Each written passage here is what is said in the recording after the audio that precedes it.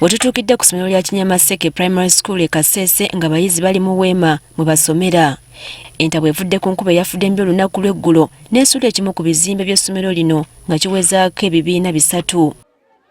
Okusinziira ku batwala essomero lino, olw'okubanga ebizimbe ebisinga bikadde, buli nkuba lw'ebadde ejja nga abayizi basindikibwa mu bibiina ebirala okwewala ebiyinza okuddirira. Every time we see some wind, we prepare to evacuate that room. So we had started getting out, that it found us almost settling them in some rooms, joining them.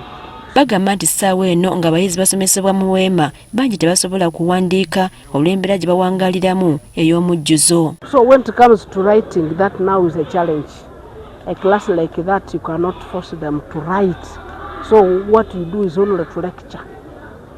Yeah, you cannot make them.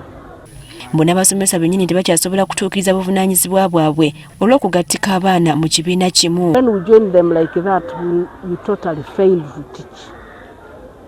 The number, a class at least here, number exceeds 160. A number exceeds 160 a classroom. So in streams we make them 2. But if we had better streams, if we had better structures, if we had enough of them, at least a class would be having 3 streams.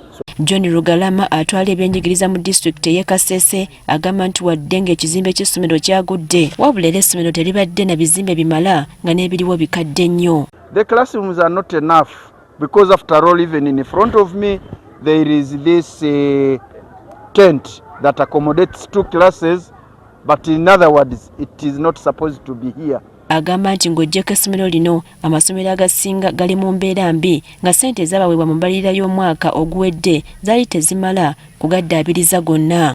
That the money that was given to Kasese for renovation for this financial year was supposed to cater for 60 schools. But when we looked into the budget and the cost implementation, it is supposed to cover only 30 schools.